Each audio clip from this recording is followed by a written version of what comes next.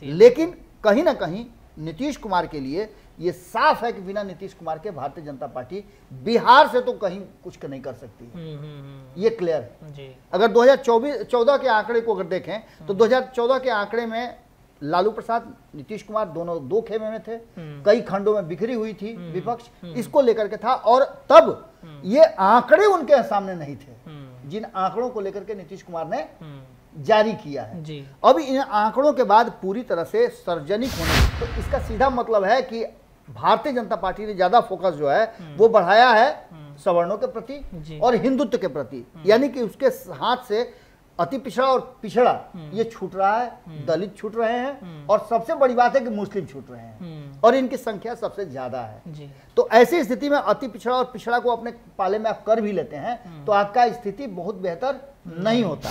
और नीतीश कुमार का सारा फोकस यहीं पर है, यानी कि 2024 के चुनाव से पहले नीतीश कुमार ने यह तय कर लिया है कि उन्हें करना क्या है और किस तरह से वो स्ट्रेटजी बनाएंगे।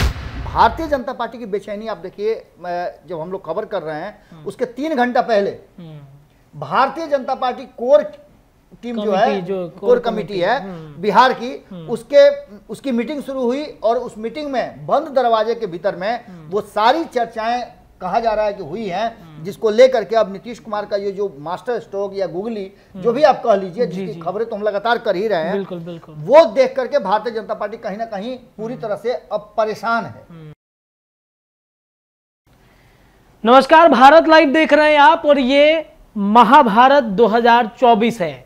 24 का चुनाव नजदीक है। आज बिहार बीजेपी ने तैयारियां शुरू कर दी हैं। कोर कमेटी की एक बैठक भारतीय जनता पार्टी के कार्यालय में आज हो रहा है और महाभारत 2024 में जाति आधारित जनगणना एक मुद्दा होगा, जो नीतीश कुमार ने जिस प्रकार से मास्टर स्ट्रोक एक तरीके से कह सकते हैं तो खेला गया है।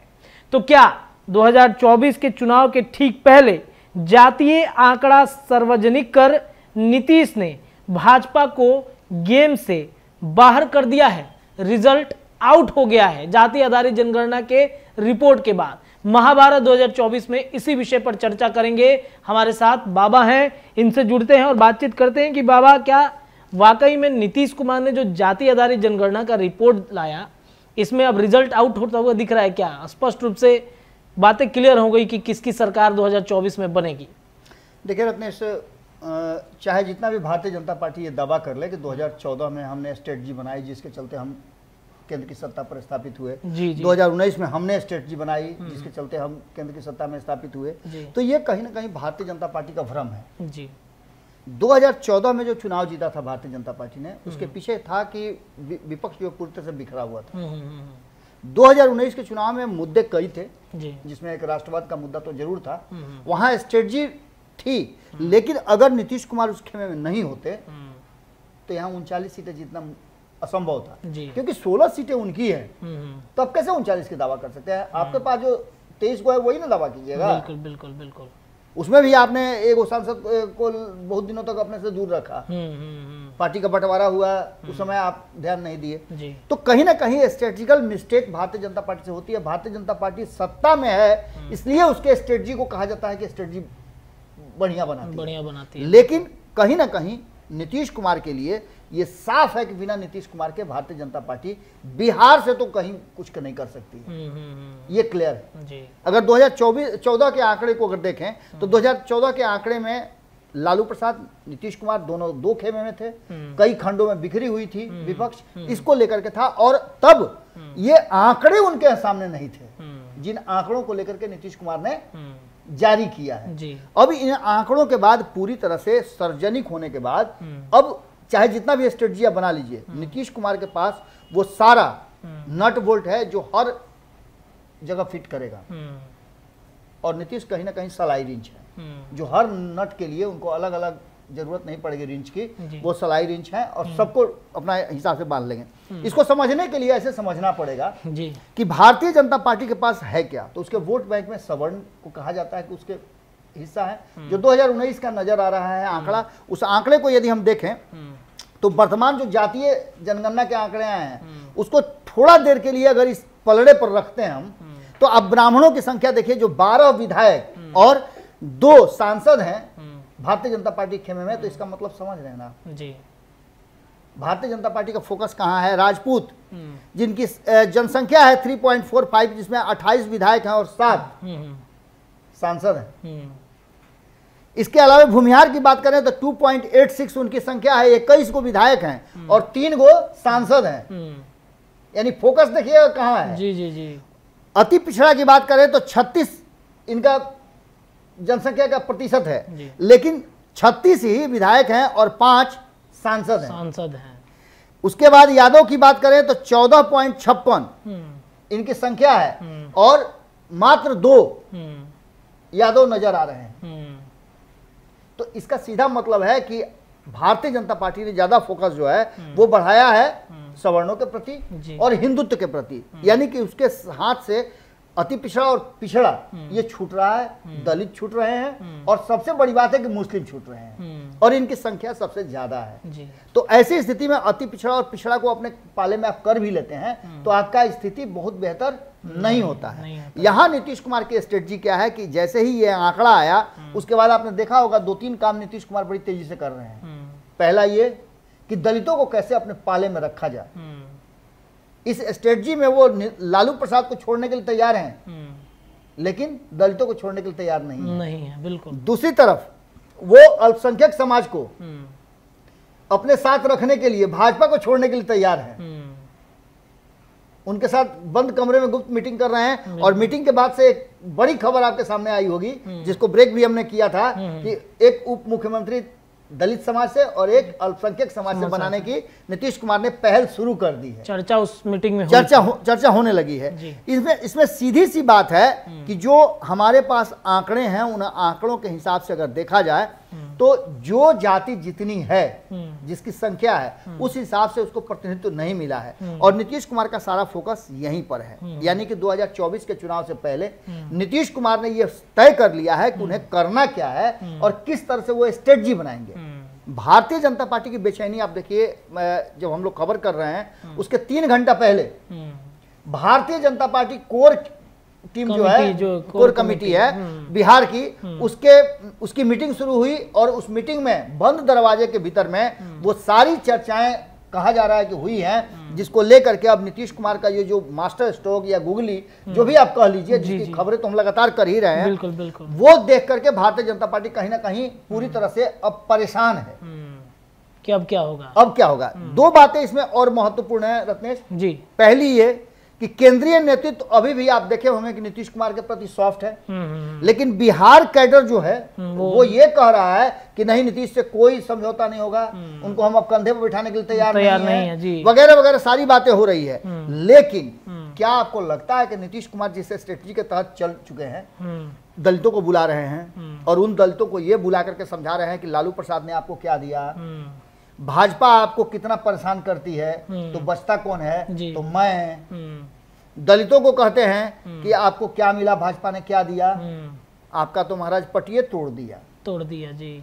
अब पशुपति कुमार पारस जी, आपको क्या मिलेगा, चिराग को तो उधर अपना गले लगा लिया, आपको क्या मिलेगा, जल्दी फरार होइए, लालू की तरफ जा नहीं सकते तो हम है ना। तो नीतीश कुमार की बड़ाई भी करते हैं। बिल्कुल। इसके साथ साथ जो गैर यादव हैं वो परेशान हैं, वो डरे हुए हैं, तो उनको बुला करके कह रहे हैं, जैसे कुशवाहा समाज सबसे जो बड़ा है, कुशवाहा समाज की कितनी बार मीटिंग हुई, हमने सबका उद्भेदन किया है, कितनी बार मीटिंग हुई, इस पर क्या स्ट्रेटजी बनी।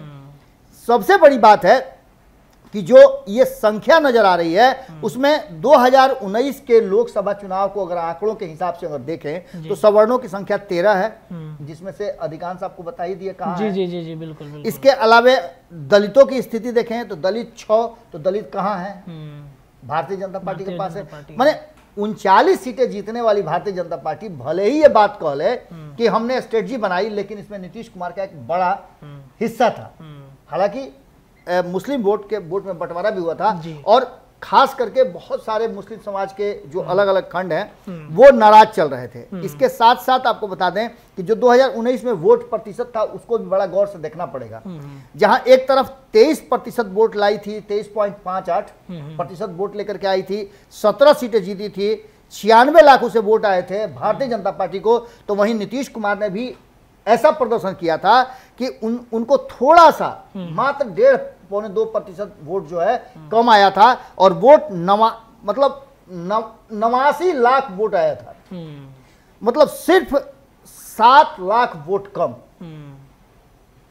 इसका मतलब एक सीट वो हारे थे। बिल्कुल 16 सीटें आई थी, ये 21.81% और 23.58% को अगर आप मिक्स करते हैं तो आपको नजर आता है कि माने एक पौने 2 के आसपास में वोटों का अंतर था, यानी कि नीतीश कुमार का वोट फैक्टर था ना वहां।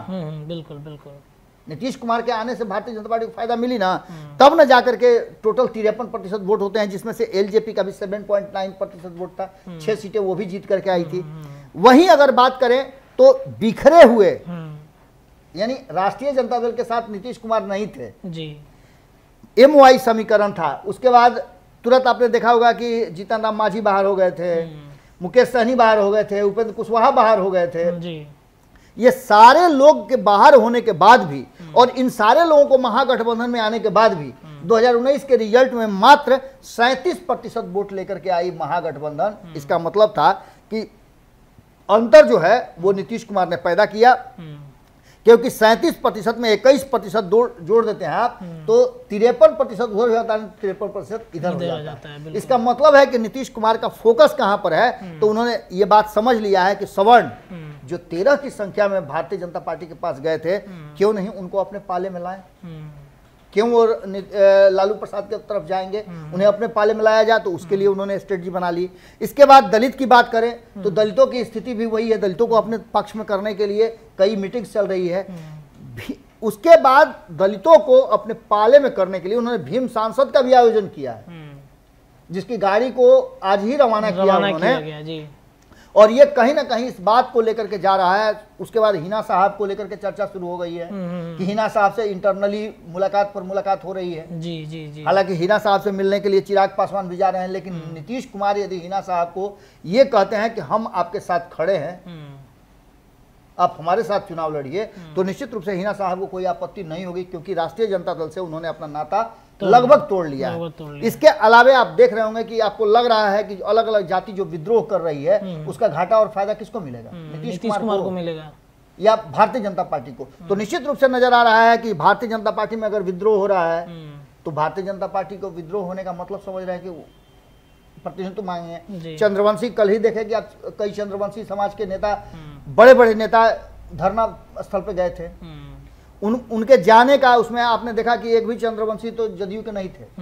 एक तरफ जहां राष्ट्रीय जनता दल के चंद्रवंशी समाज के नेता रामबली चंद्रवंशी विद्रोह कर रहे हैं जातीय जनगणना को लेकर के, वहीं जो विद्यापति चंद्रवंशी, बिल्कुल दूसरी तरफ आप विद्यापति चंद्रवंशी जो हैं वो जाकर के वहां बैठते हैं जी। इसके बाद प्रमोद चंद्रवंशी जो बीजेपी के हैं वो जाते हैं, प्रेम कुमार चंद्रवंशी समाज से आते हैं वो जाते हैं।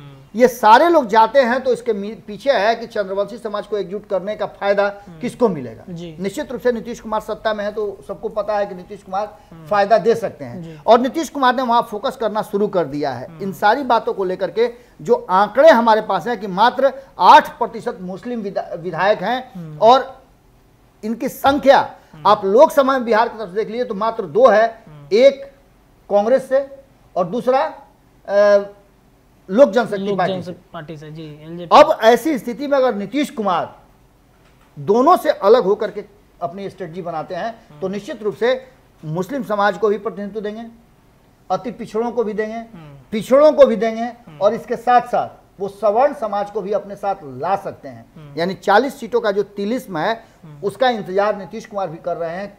इधर आपको देखा भी होगा कि किस तरह से जा करके बार बार लालू प्रसाद एक बार फिर से किंग मेकर की भूमिका में आने की कोशिश में लगे हुए हैं, जहां वाम दल के नेता उनसे जाके मिल रहे हैं सीट शेयरिंग के समझौता को करने के लिए। जी। बाहर निकलते हैं तो कहते हैं कि हाँ हम लोग की बातचीत हो गई है, कोई दिक्कत नहीं होगा।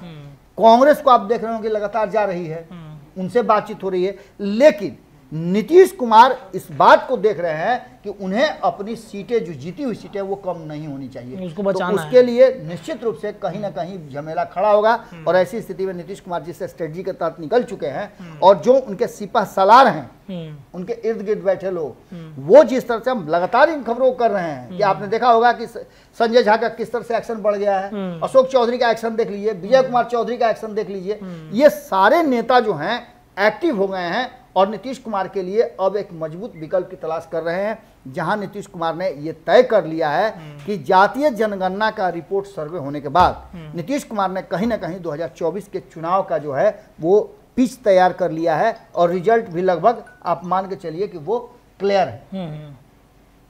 जी चलिए, तो महाभारत 2024 में किस तरीके से नीतीश कुमार ने मास्टर स्ट्रोक खेला है और जो जाति आधारित जनगणना की रिपोर्ट उन्होंने बताई है, उसके बाद से रिपोर्ट कहीं ना कहीं नीतीश कुमार उनके पार्टी के लिए फायदेमंद साबित हो सकता है। फिलहाल महाभारत 2024 में इतना ही। जुड़े रहिए, तमाम चर्चाएं लगातार हम करेंगे। बहुत बहुत धन्यवाद।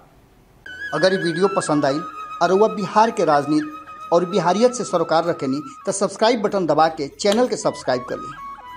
ओजे एगो घंटी बा, ओकरा बटन दबा देला से कुल सटीक और मारक खबर रुआ मुफ्त में मिल जाई। अगर रुआ पत्रकारिता के हमनी के नया प्रयोग में सहयोग कर चाहतानी तो ज्वाइन बटन दबा दी। पेटीएम नंबर नोट कर ली 9386816700। धन्यवाद।